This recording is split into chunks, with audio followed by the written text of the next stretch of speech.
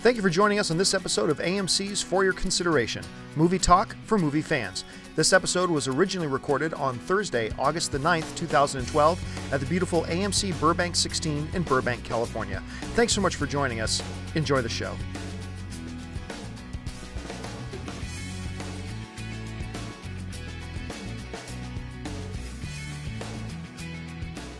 Greetings, salutations, everybody. Welcome to the newest installment of AMC For Your Consideration, movie talk for movie fans. We sit around here and we talk about movies, of all things, and movie news and the newest things coming up today. As always, I'm your host. My name is John Campy. I'm the senior editor of AMC Theater Movie News. I'm so glad you've been able to join us. And joining me, first of all, sitting to my right, she is a writer for Screen Rant. She's also from IGN. She's Miss Amy Rose Eisenbach. Amy, thanks for being back. Pleasure. Yay. And beside her is the associate editor here at AMC Movie News, J-Ro, Roth Cornett. How you doing, Roth? Very well. I like that we're spreading the J-Ro. Yes. And I go by A-Ro. Weird. A-Ro, Yes, I really? do. Amazing. Very good. And of course, I just want to mention that the star of this particular episode today is my new Superman shirt. No. It's pretty good. Now, of course, everybody who knows anything about anything knows that Jor-El intended for Kal-El to land in Saskatoon, Saskatchewan, Canada. That's where he meant for him to land, to be raised by really good I hope people. there's comments happening right now, Ryan. And of course, I really Superman. do in the chat board. Superman was You don't wanna created know. by a Canadian.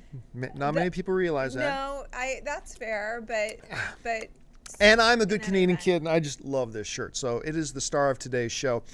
Listen, guys, we've got a whole bunch of stuff that we need to cover today. But for those of you who are joining us live on Ustream right now, don't forget that at the last part of the show, we are dedicated to you. We just want to take your questions and your comments and your topics. So you can go ahead and start throwing your questions and comments and topics that you want us to talk about near the end of the show.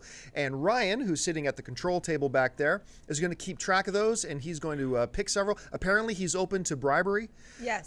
Did you get the $10 from last round? I haven't yet. I'm still waiting on. And so just let him know what you'd like to Yeah. talk about. Throw it in there, and we'll pick that up. And for those of you who are watching us on YouTube or on your Apple TV at home or on Roku Box or wherever you're watching us, we do this show live every Monday and Thursday at 11 a.m. Pacific Standard Time, 2 p.m. Eastern Standard Time. We'd love for you to join us live if you can. If not, we're just more than happy that you're watching us right now. Listen, we got a few things we're going to cover today, including a quasi-debate, and I'll get to why I said quasi in a second, on what was the best movie this summer. Was it Batman or was it The Avengers? I'm going to warn you right now, when we get to the topic of Batman versus The Avengers, we are throwing the spoiler warnings out the window. We are going to fully go into spoilers on Batman and The Avengers. So if you've not seen The Dark Knight Rises, or if you've not seen The Avengers, or if you care about hearing spoilers, that part of the show you may want to take a 10-minute break from.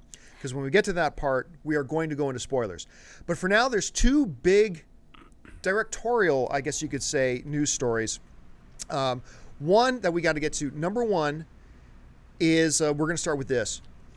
Director Joss Whedon, of course, did a fantastic job with The Avengers. He did a magnificent job. There were some people who didn't know if he could do it. I was one of them. Although I'm a huge Joss Whedon fan, I was a little bit iffy. I thought maybe they should have brought Jon Favreau back, maybe got Kenneth Branagh to direct it, but they went with Joss Whedon. He did a magnificent job. And the question that has been floating around ever since has been, can they get Joss Whedon back to direct The Avengers 2?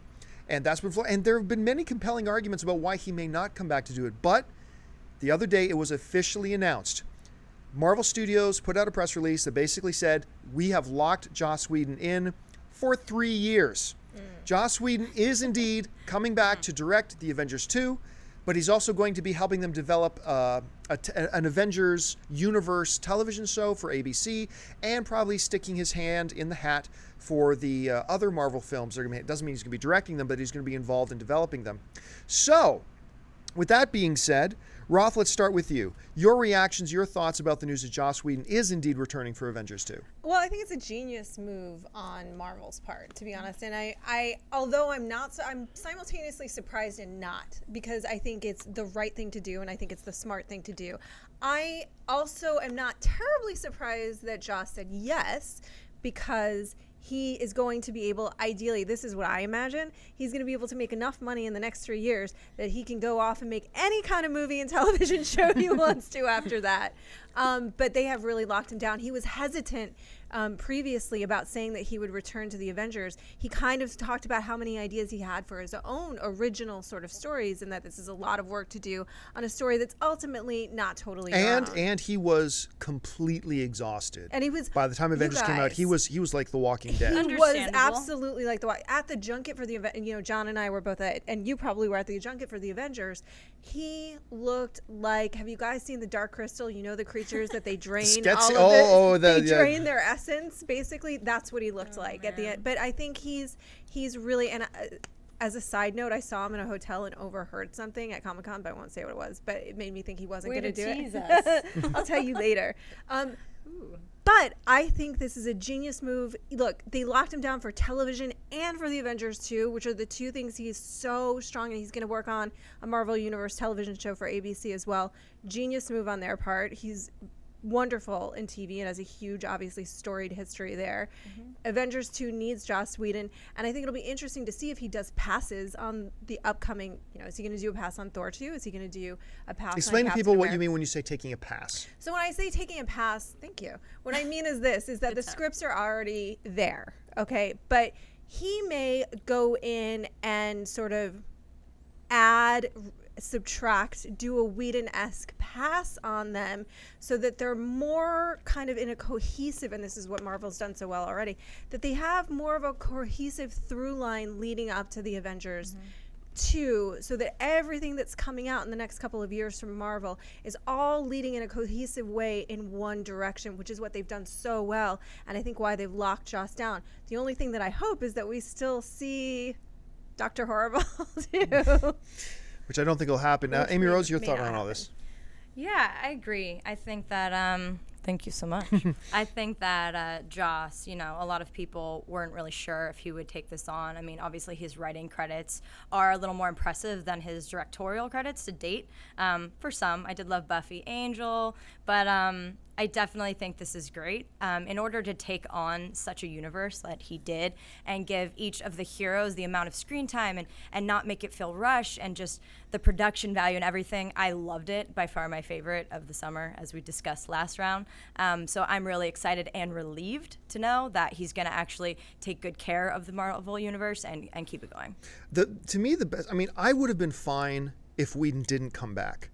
I mean, if it's up to me, I have Whedon come back. But I would have been okay if he didn't come back because so far I have loved all the Marvel films and they've all had different directors aside from Iron Man 1 and 2, which both were Jon Favreau. Right. I thought Kenneth Branagh, I loved Thor. I thought Kenneth Branagh did a great job with that. I thought Captain America was amazing. I'm really looking forward to Shane Black's take on Iron Man.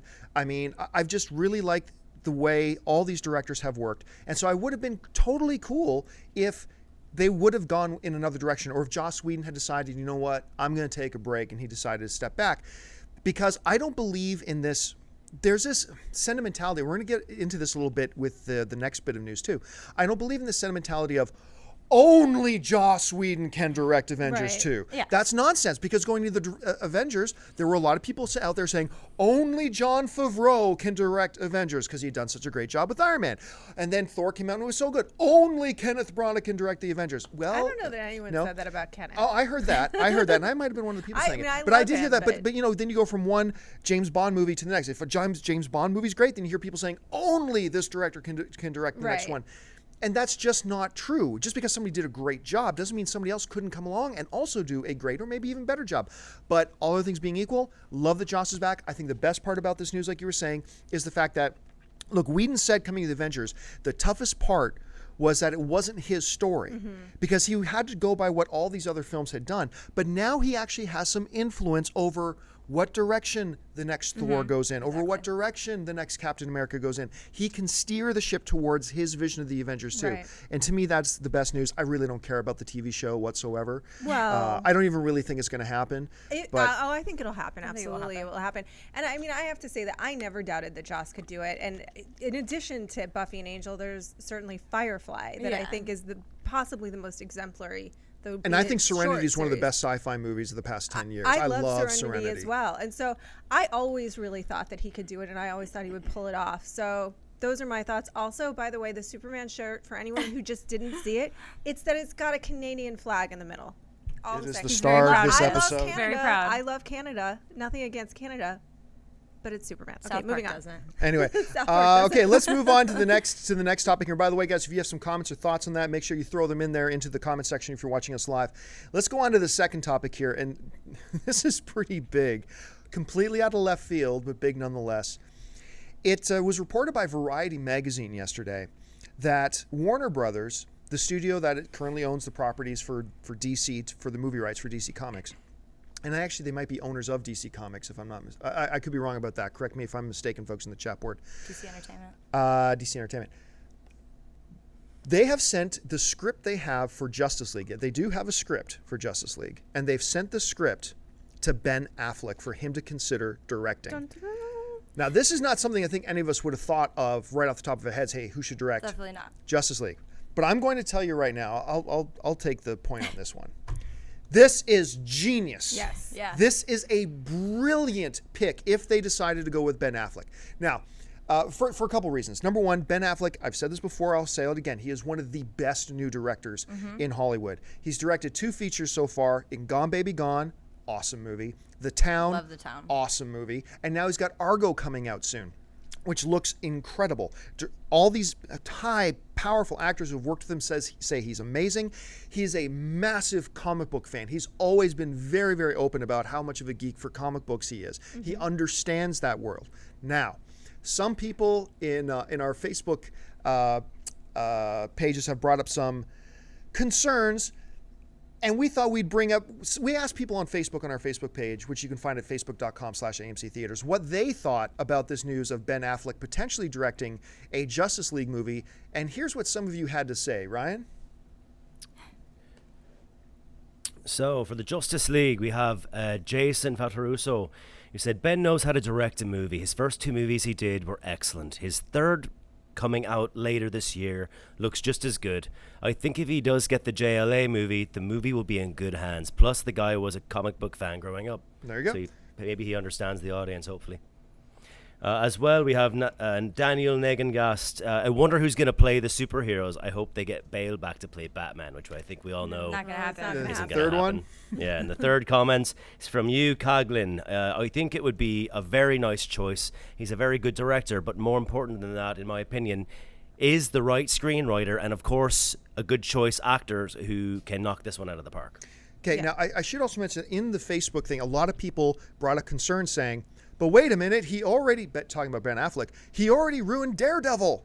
Okay. Wait a minute. Wasn't Ben fully Affleck his didn't fault. direct. No, it. Ben Affleck did not write nor did he direct Daredevil. He played Daredevil. He played Daredevil. And look, And it wasn't good, but I not fully his actually fault. liked No, it. you didn't. No, I you did. didn't. Nobody No.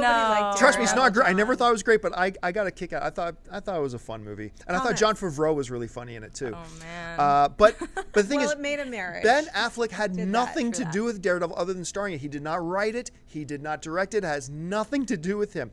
But that does bring up an interesting thing about this is what we've seen in The Town and what we see in Argo is that Ben Affleck is not adverse to putting himself as the star of the film in a film he is directing. In fact, he embraces it. He embraces it and he's excelled. He Yeah, has it. it much absolutely. better. Yeah.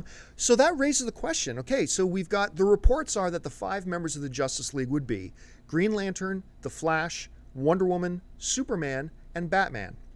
Now, taking Wonder Woman out of the equation, this raises a We very don't need interesting to do that. possibility that Ben Affleck could indeed insert himself as the Green Lantern or Flash or Batman or Superman. Yeah. I could actually see Ben Affleck as a Superman. I Well, could he see was him up as a for Batman. it Well, years back. That's right, he so it'd be was. kind of Well, poetic And for he him to played return. Reeves in what was that film he played? That he played actually Christopher Yeah, Reeves himself. Yeah.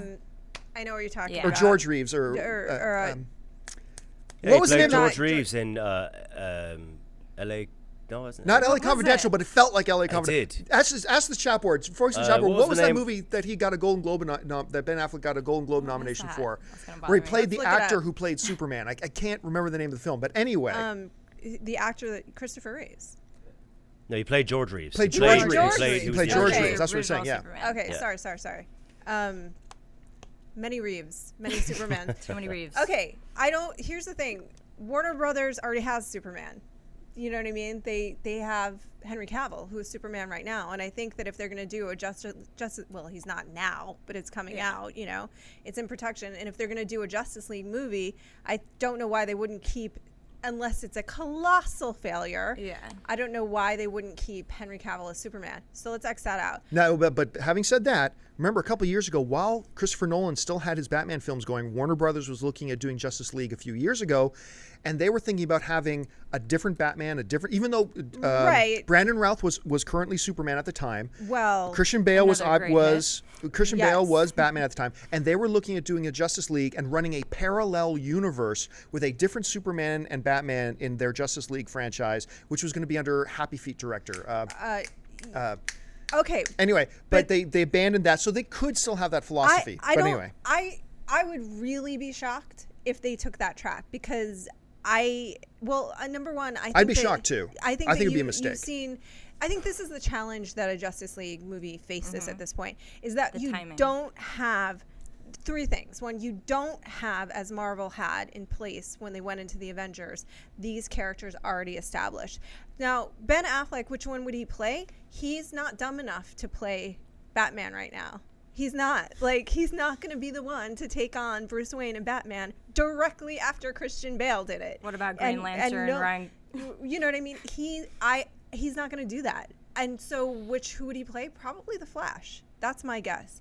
I think they would keep Henry Cavill as Superman, unless, I said, that this is a colossal failing, because it's I think they're going to keep that, find a Batman, and he would be the Flash. That's my guess if he put himself into the movie. However, I will also say this. The problem is, like we were saying, is that Marvel already was on track. They had a similar, although they're different movies, they had a similar tone. Those films had a similar tone. They were going in a similar direction. So when you put all of these characters together, we already knew them. We had a sense of who they were as individuals, and they made sense in a collective universe. Green Lantern and the Superman that I believe is going to come out are going to be two very different films. From what I can see from the trailer and what it looks like that tone is, they are going to be two very different films with two very different tones. So the best thing that you can do, the best thing that Ben Affleck can do as a director, is maintain, in my opinion, as close to the tone that Nolan established in the Batman universe as possible. Because Marvel owns the big, comedic, fun, bombastic, larger-than-life comic book movie. It has to stand on its own. They own it. You know what you ought to own if you're Warner Brothers? Own the dark, gritty, real-world comic book movie. And every single DC movie that you release now, let it have that tone. Do not let it go off and do its own thing. If you're smart, you will own that track, is my opinion. Yeah. It definitely has to stand on its own. I mean, they haven't had the build-up or the credibility that Marvel has had, so it's kind of a different beast. I do think Ben Affleck's a really smart choice. I mean, unless you wanted to do, a master of the DC animated universe like Bruce Timm or something like that, that would work as well. But I think Affleck's really smart. He definitely turned me around as he's been a director. I didn't take him seriously in Daredevil. Most of his earlier works as an actor, Good Will Hunting, sure, but Hollywoodland. A lot. Yeah. Hollywoodland was the name of the film. That was the name Sorry of for the the film. mix-up world. I'm glad we got Hollywoodland, George Reeves, Ben Affleck. But yeah, no, I think it's really won an Academy smart. Award, though.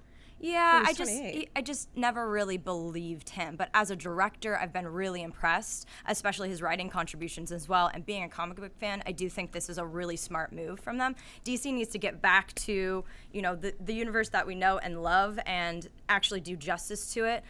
Unlike, Nolan did a really good job, but other films to date don't really hold up. So what he needs to do is really make Justice League stand on its own, and we don't have all the lead ups like the Thors of the world and Marvels and uniting. And I think the casting is kind of important. It's pretty bold to have Batman not Christian Bale in there. It's not going to happen, as we know, but it's pretty bold. I mean, I guess you can't focus on Justice League without Batman, but they could throw someone else in the mix. It's pretty bold. This brings us back to one of the things I was mentioning about Joss Whedon. Again, a lot of the sentiment I read from a bunch of people is, only Christopher Nolan can direct Justice League. No, Christopher Nolan did a magnificent job with the Batman films. But this very myopic, very short-sighted view that then only Christopher Nolan can do these Batman films. I still remember when Christopher Nolan was announced was announced as being the director for Batman Begins. There was a lot of people who were like, "This is garbage. Who's this Nolan guy? He's never done anything. He's never done a comic book film. I mean, he's done one or two little arty pieces, blah blah." But I knew, and a few other people knew, this guy's a sharp director. He could do a great job. So everybody was complaining at first, he's a totally wrong guy to do Batman Begins. And now we're all going to the other extreme saying, only Christopher Nolan can do it. No, somebody else can do it. Yeah. And somebody else can do it well, or it could fail. But I love it. This is the other interesting. How about this, though?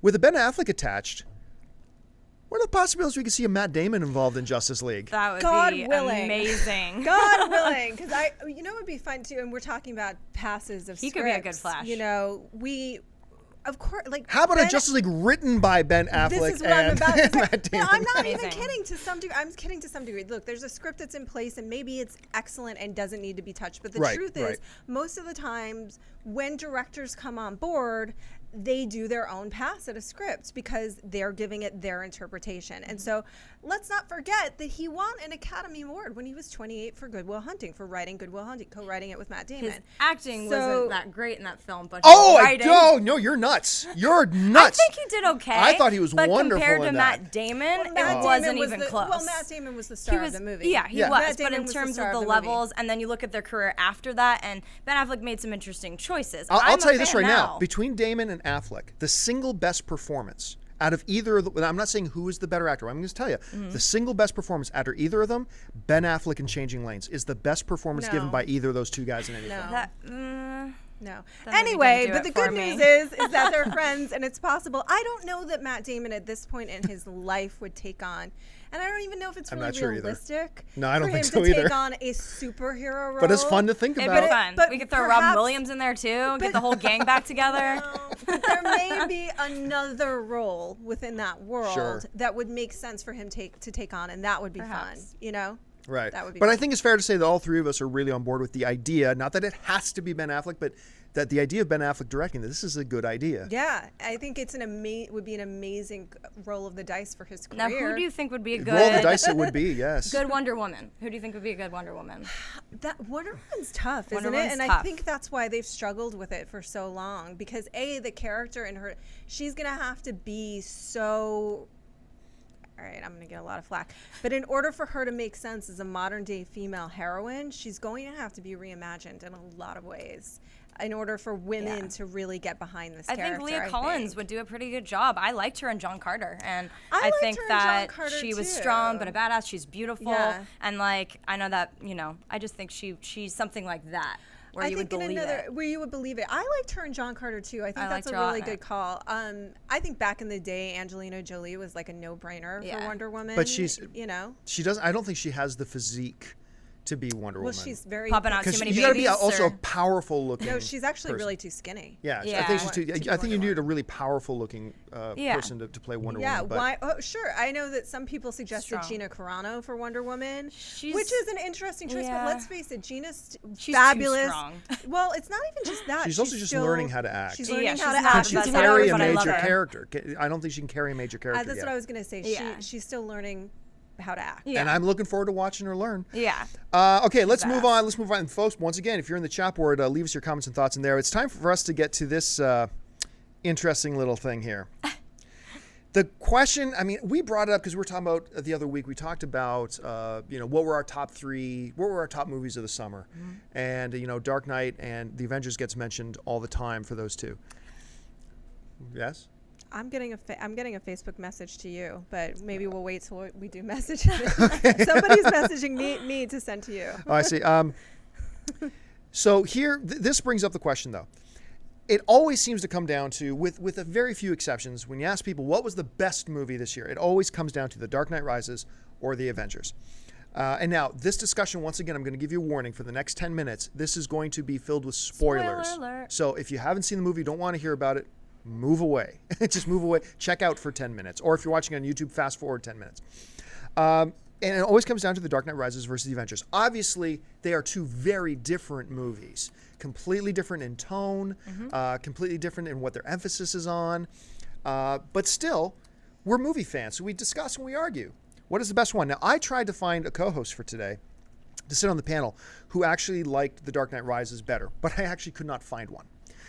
So it's not going to be much of a debate up here because all three of us up here believe The Avengers was the better film. But I'm going to talk for a minute here. I'm going to start off. I'm going to pass it down the line. And start off with why I would put Avengers above The Dark Knight Rises. Number one, on the Avengers side, I've said it before, say it again. The most fun I have ever had in my life in a movie theater. Never in my life as a film fan have I ever had more fun in a movie theater. It was just that good. I've never been in an audience, well, maybe once or twice for different films, but in a film like this, where I literally saw the audience multiple times through the screening, jumping to their feet and screaming and cheering. You never see that. We're a very embittered bunch, movie fans. But, I mean, it was just unbelievable. And I left that theater with this ridiculous grin on my face. So pumped. Like I was just jumping up and down. I was so excited. It's funny. It's engaging. It's fun. Visually, it's amazing. The action is maybe the best we've ever seen in any comic book movie ever. On The Dark Knight Rises. Now, it's going to sound like I'm slamming on The Dark Knight Rises because I'm going to be bringing up the problems I had with it, but it's a great movie. It's a very, very good movie. I liked it very much. I've seen it multiple times in the theater here. That being said, I can't remember who was with us the other day that brought this up. It might have been Jenna Bush who brought this up. The Dark Knight Rises, unlike Batman Begins and unlike Dark Knight, was just not fun. Now, it wasn't meant to be the fun film as the Avengers. And she got slack for that. Yeah, but Dark Knight with Heath Ledger, it was a dark, serious film, but it was also fun. Yeah, really fun. There was no fun in The Dark Knight Rises. Well, it was so dark and gritty, but the big thing for me was there's a complete lack of consistency in the film as well. It's like, okay, the last time we saw Bruce Wayne 8 years ago, he was fighting Two-Face and doing all this stuff. Now 8 years later, he hasn't been Batman, but now he can't walk without a cane? Like, wait a minute. He was Batman and doing just fine, and now he can't walk without a cane? Several big logic flaws I have, like things like, okay, some little things like, okay, Bane and his gangsters go into the trade center to rob it, and it's morning. They come out to run from the cops, and it's midnight. Yeah. They were in there for about 15 minutes. That bothered me. It's like, okay, well, that's basic film school consistency, like continuity stuff. Then you get things like, okay, so Bane has Bruce Wayne in this pit in, they never said if it's the Middle East or South Africa. I'm assuming it's South Africa because Alfred had mentioned at one point that Bane was from South Africa or had done some coup in South Africa. But he comes out, and correct me if I'm wrong, but I believe from when Bruce was watching the television screen, it was one day, a broke, out of money Bruce Wayne, who doesn't even really know where he is, gets out of this pit and gets to Gotham in one day. And he's broke. And he's broke. He doesn't have his millions to charter a jet or whatever. He's broke. And this thing that even the military can't get to, even if he can get back to the States, the military can't get into Gotham. It's completely cornered off. Bruce has none of his toys. He doesn't have his Batman outfit. He doesn't have any money.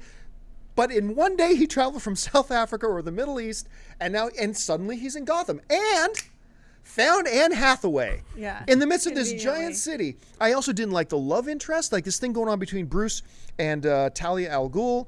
It's like, After okay, 8 years of being a loner, and all of a sudden he did not know it was Talia. No, but just the character, right? Yeah. 8 years, he won't even talk to another woman because he's still in such desperate moaning or mourning for Rachel. And then suddenly, after running in to her for 30 seconds at a party, I'm over it. At least she's hot. And I'm in love. And I'm going to sacrifice my life for you. I mean, I didn't buy that.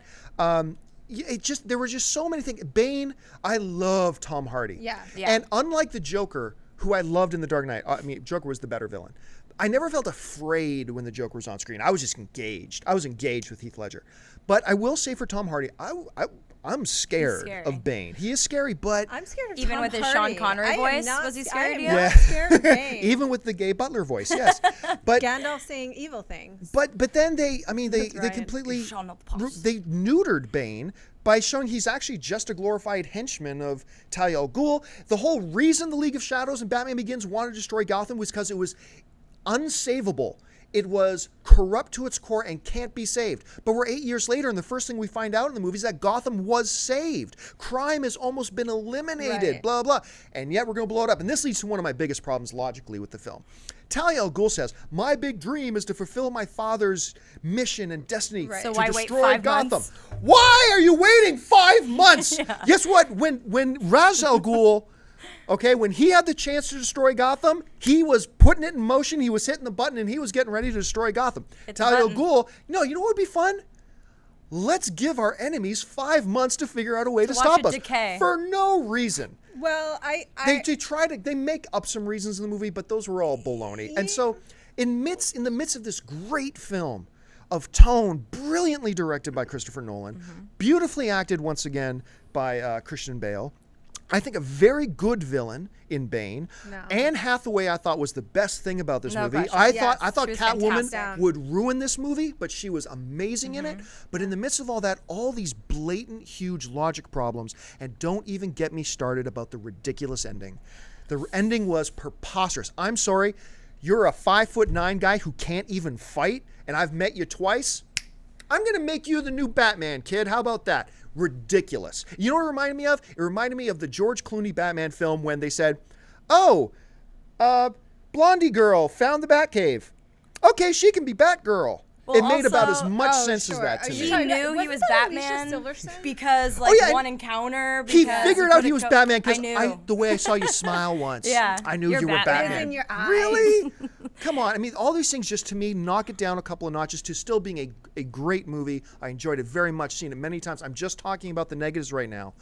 But, oh my God. Hey, Ryan, what do we got in the chat board going on? Well, I just got a great comment from Anna Salmaso, and she says, after The Dark Knight Rises, all I could focus on was its flaws, echoing your points here. With the Avengers, couldn't remember any. But you know, and 'Cause you were that's a so bit of engaged. a testament. That's a testament to how good Christopher Nolan has been with this series. The fact that our expectations are so high. Right. Because we walk into a movie without a lot of expectations. Yeah. We don't think about the flaws coming out. Yeah. But because Christopher Nolan is so good and set the bar so high that these flaws that jump out, they're the things that stick with us. And that's not fair. It's unfortunate, but it's kind of what happens. Well, I would say I got a message. Do you want your message?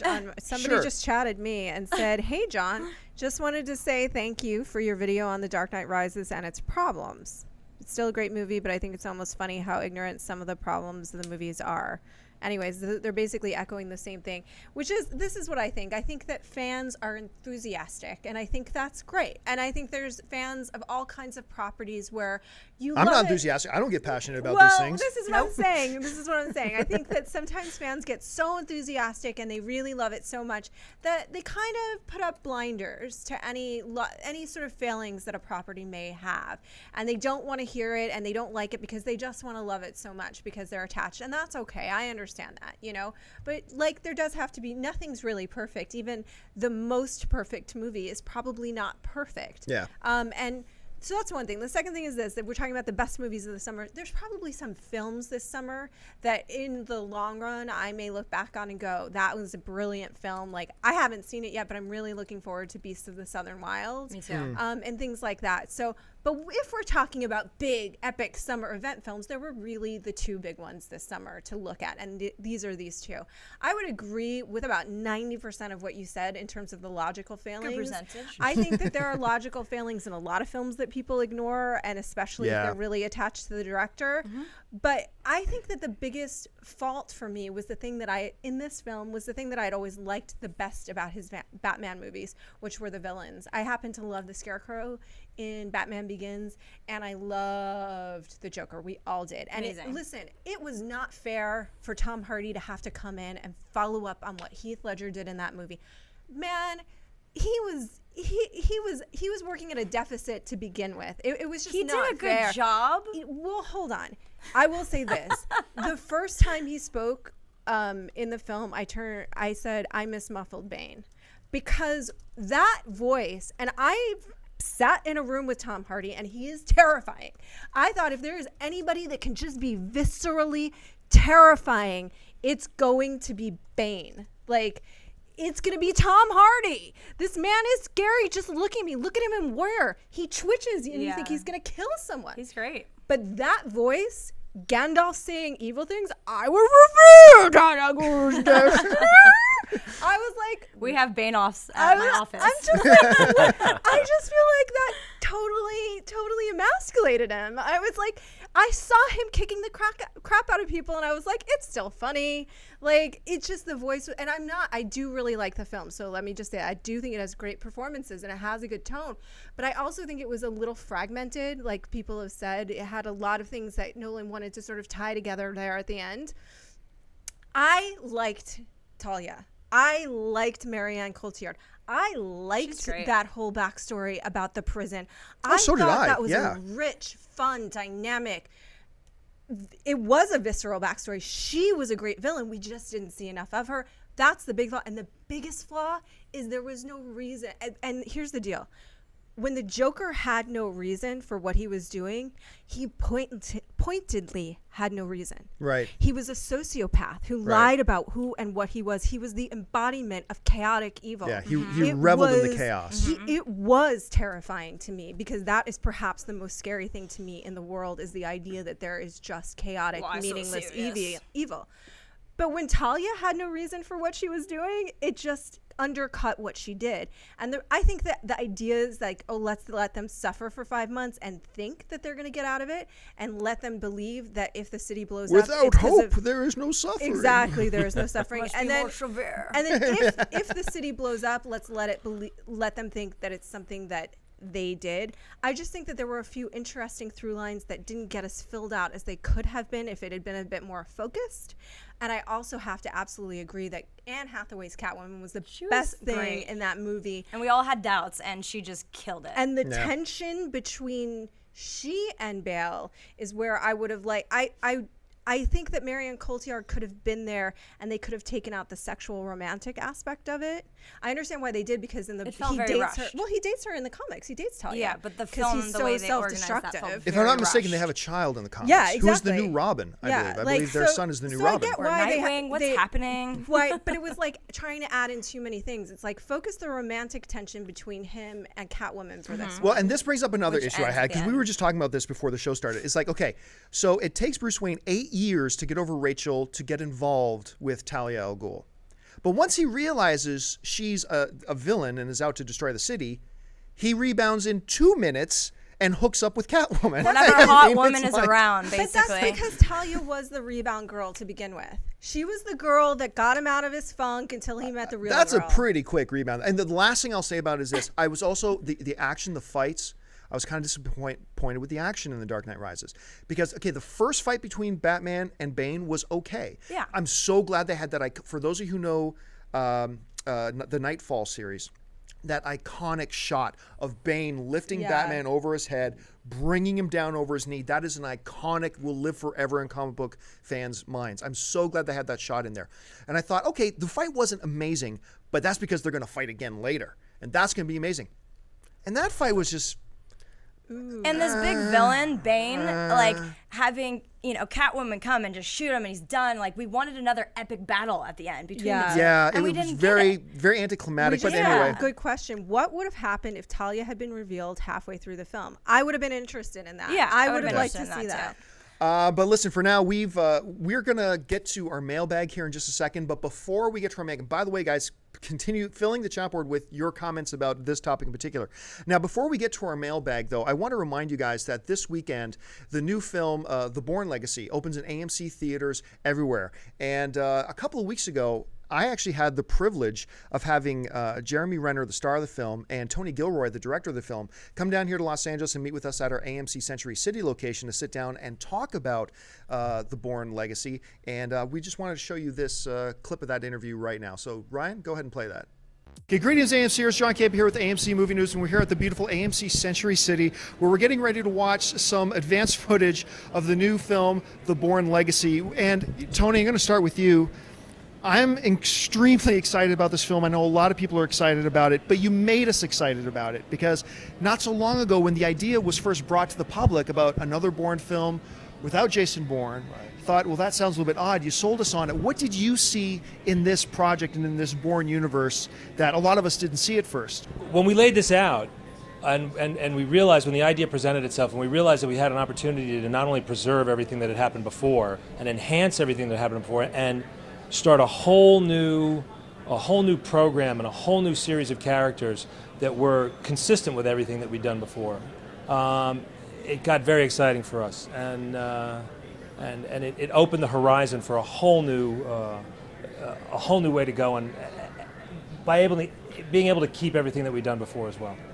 And Jeremy, when we think of Jeremy Renner, we already know Oscar caliber actor, but you don't often think of Oscar caliber actor and action star in the same breath. In the last year, we've really seen you thrive in both. What is it about you as a performer that allows you to thrive as both an Oscar caliber actor and a legit action star? I have no idea.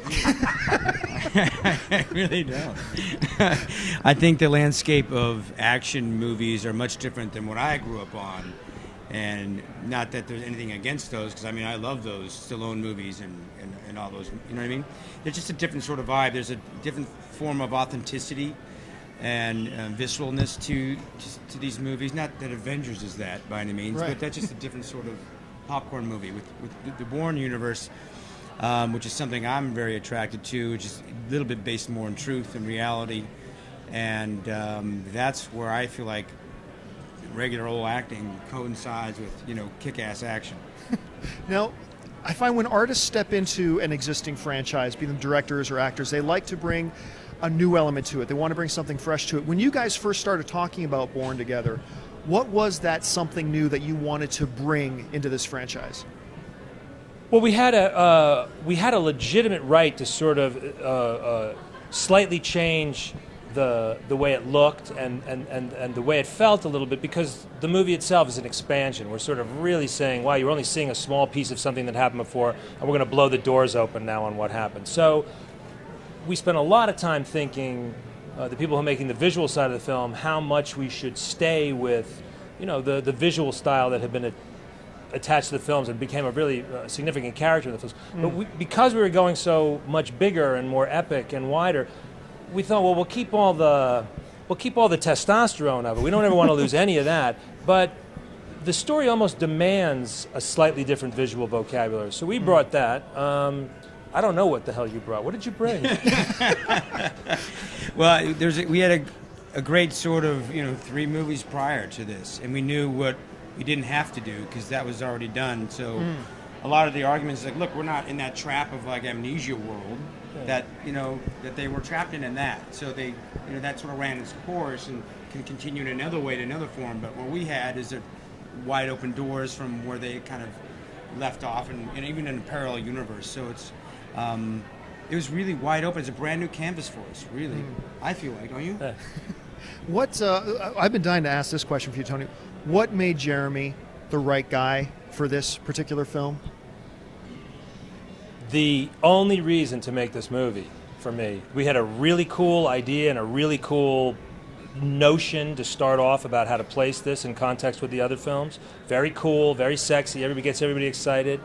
A lot of motivation to want to make the movie, but the movie doesn't drop. You don't want to start working on the script, and you certainly don't want to commit as a director until there was a character that's worthy of being at the center of one of these movies. Jason Bourne had a character need and problem that was enough fuel to burn for 3 movies.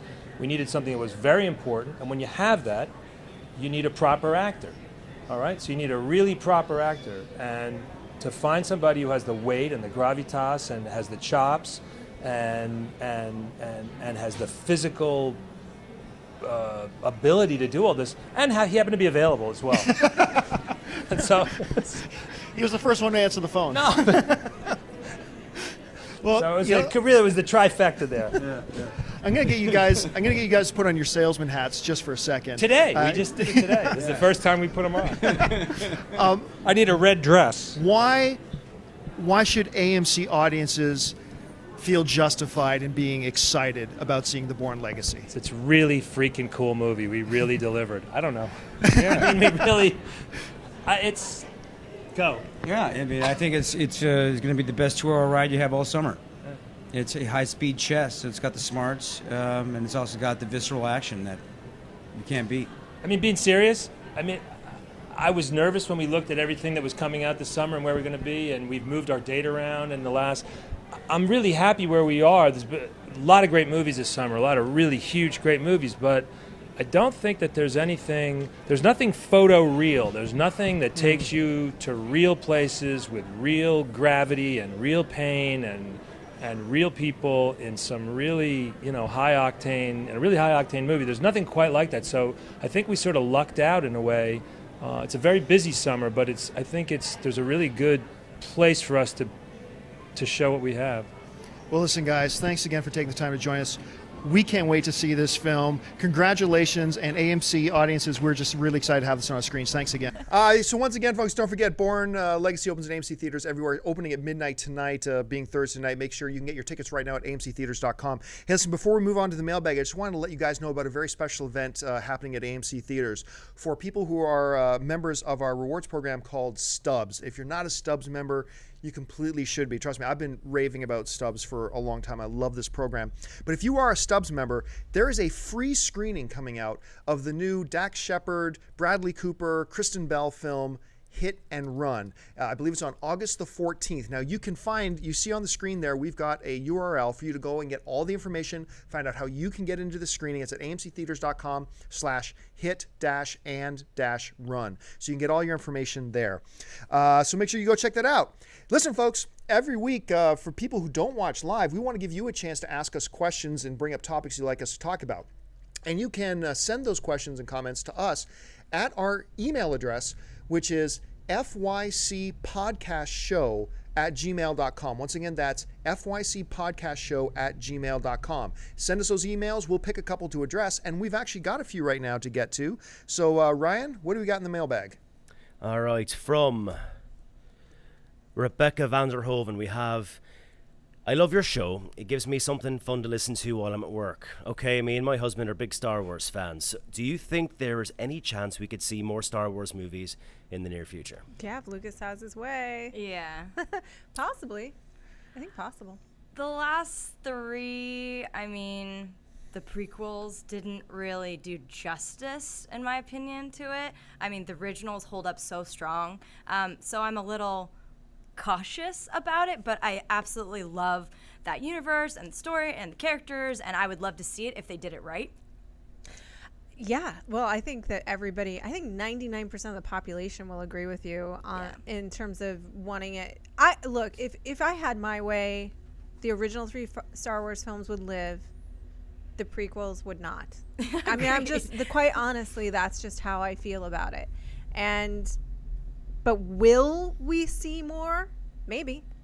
I certainly don't think we will in George Lucas's time. You don't? I think George Lucas, I think he hurts. I think he saw the reaction he got from it, and I think it hurt him a lot. And I don't think he's looking to jump back into that. Now, that being said, once Lucas retires officially and hands over the reins, I think we could see more Star Wars in the future. There's going to be some studio, whether it's Fox or Warner Brothers or somebody else, who knows. Look, as much as all of us whine and complain about the Star Wars prequels, and I'm one of them, we'll also line up and camp out for 5 days to get tickets to see the next Star Wars. We just will. And I think studios know that, and somebody will bring up the money for it to happen. But I think it'll be after George Lucas officially passes the baton. Anyway, what else we got, Ryan? We have from Robert a question regarding SNL creator Lorne Michaels. I read an article that said SNL creator Lorne Michaels will be producing the next Academy Awards and that his pick to host the show would be Jimmy Fallon. John, I know your love of the Oscars, but what do you think of that? Robert T. Well, first of all, I got told something very interesting Jimmy here. Fallon's not doing it. That's confirmed. Yeah, Amy Rose was telling us just before the show started that Jimmy Fallon is official. He's not doing it. I did read those reports as well. But my answer to that question, what if Jimmy Fallon was hosting it? I'd hate it. Not that I dislike Jimmy Fallon at all, but I have a standing philosophy that I believe the biggest night in the movies should be hosted by a movie personality. That's just the way I feel. I'm not going to get a plumber to host the ESPN Awards. I'm not going to get a dentist to host a firefighter gala. I want a movie person hosting the movie, the biggest night in the movies. Do you like Billy Crystal? Well, do you like absolutely. his take? I think he's the best. Billy Crystal, I think, is one of the best that's ever hosted the show. There have been good. Anyway, I don't know if I totally take that track. I more feel this. I think that the Academy has struggled to find its youth hook and exactly. really, really And stumbled. failed with Hathaway and Franco. Really stumbled with their attempt to understand the Twitterverse and things like that with Hathaway and Franco. It just didn't serve those Didn't two work. actors, and it really didn't serve the Academy Award. I just think that they need to remove themselves from that universe and like set themselves up as, hey, we're a class act here, kids, and we're going to remain a class act. And I think that having somebody like a Billy Crystal and so forth like that works for them. So why not continue on? That's my opinion. Who would you like to see host, Amy Rose? That's tough. I mean, I do think that certain comedians, if they do, you can really tell they have a love for film. It can work. I haven't really seen many to date. I do think Billy Crystal is as good as it gets. I do love his gimmicky opening with, putting himself in all the best picture roles and all that. I think he's great. Someone iconic like that, it's really hard to pick someone off the top of my head. Now, on the other end of it, I think Lauren is an awesome choice because I think he'll add maybe that As a kind producer. of pulls as a producer. Yeah. I think that, he'll pull in maybe that youth because even though Saturday Night Live is not at its height like it was, it still has some funny skits, some personalities that are still really good. So maybe that will kind of pull in the youth a little more on its own. So they should keep the hosts at a more iconic, movie star level than George Clooney should host the Oscars. I would be, That would be a lot of completely on fun. board with that. George Clooney should host the Oscars. Him or Tom Hanks. I think Tom Hanks. A lot of people forget he was a stand-up comedian before becoming this big Academy Award-winning director. So I'd love Tom Hanks too. But anyway, You Ryan, can what bring else? Wilson too. Sure. Wilson, come hang out. Which Wilson? From Wilson. Castaway. Oh, Come on. I thought you said Rainn Wilson. I'm like, did you really No, just suggest no. Rainn I'd rather Wilson? Jimmy Fallon over Okay, Rainn yes. Wilson any day. Anyway, Ryan, what else we got?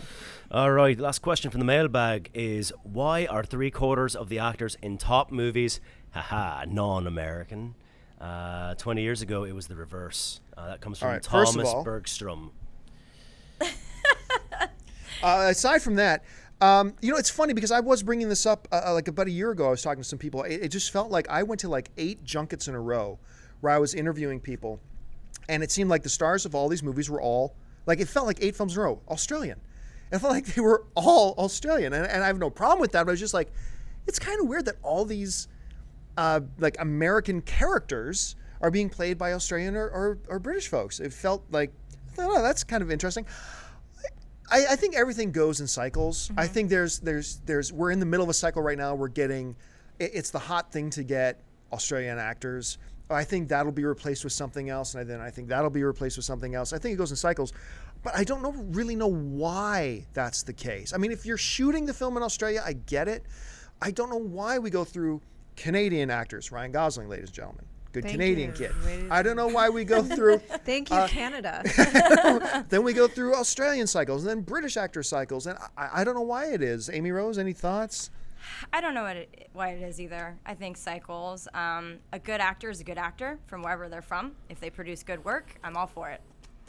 I agree that you just have to cast the best person in the role. I do understand why the discussion comes up with certain iconic characters that, when Superman was cast, when Henry Cavill was cast, and I think he's going to be great in the movie. So do I. It was a question when Captain America was going to be cast. It was a question of, well, aren't we please going to have an American actor do this? And I think that some people resist that discussion, but I understand the discussion. Listen, if Harry Potter had been cast as an American actor, there would have been an understandable outcry in Britain. That is a British iconic character at this point. And so I understand the discussion, but ultimately it's going to go to the right actor. Or the right a fit. cute little Caucasian kid playing the lead role in The Last Airbender. Well, no, Which that just kind of absolutely, made no sense. that was insane. That was insane. But why it happens, really, I don't know why it is, but I do think it's in cycles, and I think it'll come and go. I think we'll go through another cycle where we'll really see all American actors, and then I think we'll go through more cycles where more international people will come and go. Listen. We're going to get to the last part of the show now, where we're just going to open it up to our chat board for people watching us live. And I know Ryan's been back there keeping track of the questions coming in. So, Ryan, what's the chat board saying? We've got Jimmy LA says, John, what do you think of the last comic book movie of the summer, Dread? Don't know the answer to that one. But, Okay, well, we for kind the of sake touched of on conversation. Yeah. we kind of touched on Dread on the last episode. But for those of you who weren't here for this, look, we we held a special screening of Dredd with Lionsgate at Comic-Con this year. And I had a chance to meet and hang out with Carl Urban, who was on our panel at Comic-Con last year, so too. cool. And I had my doubts about Dredd. Obviously, I'll be frank with you, I didn't like the trailer. I remember talking to some other people at AMC about this, saying, there are other people at AMC who love the Dredd trailer. And I looked at it and said, I don't like this trailer. I had my doubts about Dredd. Oh my goodness, this movie's awesome. I'm dying to see It is dripping with awesome. Dripping with violent awesome. I came from out of Renner. Dredd and I tweeted right away, this is the most violent film I've ever seen in my life. But it's awesome violence. It is just oozing with violence. Dredd you never see Carl Urban's eyes, which I know a lot of Dredd fans of the comics have been insisting upon. Never once does he take that mask off. You never see his eyes in it, which I thought was brilliant. The girl from Game of Thrones. Cersei, Lena Headey. Is that, pardon? Lena Headey. Lena Headey. Yeah. she's As the good. villain, she's freaked me out as amazing. a She's a villain. good villain. Yeah. It's trust me, and I tell people, look, the Dredd's awesome, and everybody's going, oh yeah, sure. I'm just telling you, look up reactions on Twitter from Comic-Con. Go back in the timeline to around Comic-Con and look up Twitter Yeah. reactions for the people who were at the screening. And then wasn't the People technology loved it. really cool too? It was like Phoenix camera. Yeah, they What was use this it? new thing called the Phoenix camera, which Ryan helped me out here. This is That's like the Phantom. 1,200 frames. That's the Phantom. It's It It a shoots at like shoots 1,200 per frames. second. How many hundred? I think 1,000 frames per 1,000 second. frames per second. For So the the- slow Yeah. motion in this is It's like- the most crisp, beautiful, smooth slow motion I have ever seen. It looks gorgeous. I do like the idea of a Phoenix cam, though. Yeah. Like, what Phantom. I mean, Phantom reversed makes me itself. think of Billy Zane. No, So yeah, it goes totally. there. Everyone's Phoenix talking about the Rise. Phantom. That's better. What else we got? What else we got coming, Ryan? All right. We got a few comments about the previous conversation about Justice League, Batman. We got some mishmash here. Would love to see a Cavill Bale YouTube short a la Dirty Laundry. Remember Dirty Laundry? Oh that I my showed you? goodness, that's okay. For those of you who don't know, Ryan introduced me to this. They showed it at Comic-Con, but I didn't see it. But Thomas Jane, who played the Punisher a couple of Punisher films ago, did a short film on YouTube as the Punisher called Dirty Laundry, and it's awesome. It's so good. Look it up on YouTube. It's called Dirty Laundry. It's posting the link. amazing. What's Nice. that? I'm going to post the link. the Yeah, link. okay. Ryan's going to put the link up at the chat board, and we'll put the link up in the show notes as well. But the idea of Henry Cavill and Christian Bale doing like a YouTube short video directed by Christopher Nolan. I'd love it. I don't know that Christian Bale has that kind of sense of humor. Yeah. Of course he wouldn't do it. He Bale would wouldn't never do do it, it. but I he love an actor should do it. that, Matt Damon would do that. Matt He Damon would has totally that kind do of it. sense of humor, but I don't know that Christian No, Bale. I Christian don't Bale see him kind of doing takes that. himself a little serious. Understandably so. He takes himself a little seriously. But oh man, I think that would be awesome. Anyway, what other things we What's got the there? Batman Ryan? question?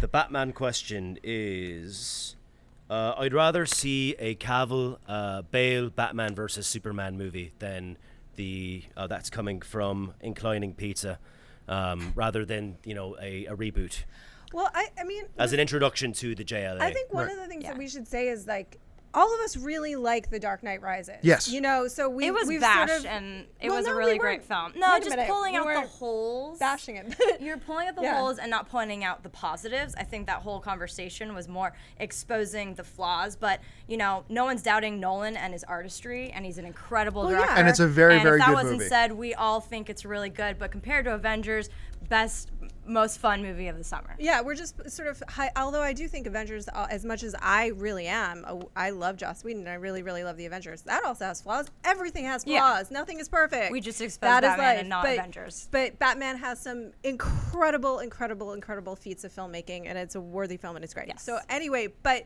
that's interesting versus Superman. That's So- the movie so we've that- all been waiting to see. So yeah. Yeah, if you've read The Dark Knight Returns, Yeah. the big confrontation is Batman versus Superman. Henry Cavill, but Christian Bale is not going to be in this No, movie. no, No. Christian Bale will have He's nothing to done. do with it. But the comment about it, would love to see a Batman Yeah. versus Superman. I've been waiting for that film for 20 years. More than a Justice League. You would rather Yes. see that I more would. than a Yes, Justice League. I think the idea that the viewer brings up is incredible. Instead of working on 5 different individual films to lead up to Justice League, Right. give us a Batman versus Superman as the lead up to Justice League. Interesting. That would be. I would eat it up. I would so eat that up. I'd be there. Ryan. All right, next up we have, let's see. Oh, regarding the Oscars, back to the Oscars question.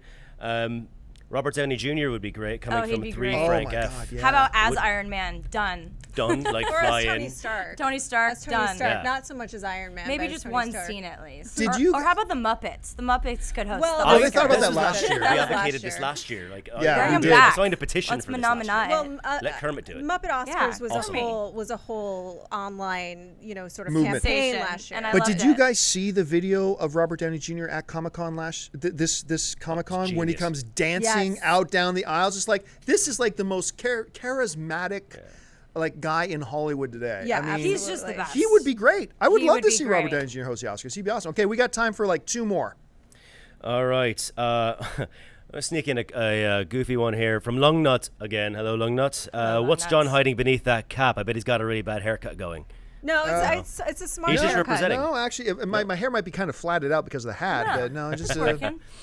Looks a But little maybe I military. should go Mohawk. Maybe for next episode I should go Mohawk. I'll tell you what, if we get 1 million YouTube views of this particular video, notice I'm putting it unreachable. If we get 1 million views of this show on YouTube by next episode, I will shave.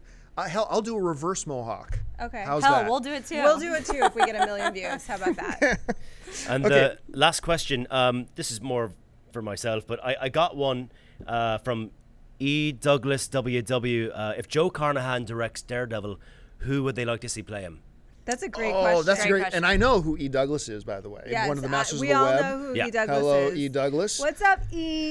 That's a great question. Of course, Joe just directed The Gray. The Gray with Liam Neeson, and it did, I think, his best film ever. I think so, And too. I like Smoking Did you like Aces. Narc? I like Narc. I liked Narc a lot. too. I thought liked got- Art, but not nearly as much as I love The Gray. Yeah. But Daredevil, who could I see playing Daredevil? That okay, gonna laugh at me. We brought this up before, but I had this conversation a few weeks ago, and I mentioned the name Zach Levi. I think Zach Levi, Zachary Levi. not playing Chuck, but playing And yet Murdoch. you reject me saying he would be a good Flash. what about Joseph I Gordon-Levitt? don't see him as Flash. I do see see him him as as a Daredevil, Daredevil. but I don't see him as Flash. Joseph Gordon-Levitt. No, I think just too physically small. I can't Yeah. buy Levitt as a superhero. He is one of my favorite actors I love today, him. but I can't see him as a superhero. I think that Joe Carnahan is one of the. I'm really interested to see what he would do Me too. with Daredevil because he again has that gritty, darker tone to his films. This is not going to be big and poppy and bubblegummy and sort of, it's not going to be that tone. So whatever actor is cast is going to have to match Carnahan's directorial tone. And I don't really see Zach Levi in. I love him. He is a very doll, handsome but- man. Once again, I just grit. think people, when they think of Levi, they just think of Chuck. But I think if Okay. you get out of that, explore the possibilities. Anyway, folks, listen, that will do it for this episode of For Your Consideration. Thank you so much for joining us and participating. I want to remind you guys, there's a few links we want to bring up here on the screen for you. You can get your movie news, get our editorials, read the stuff being written by J-Ro over here.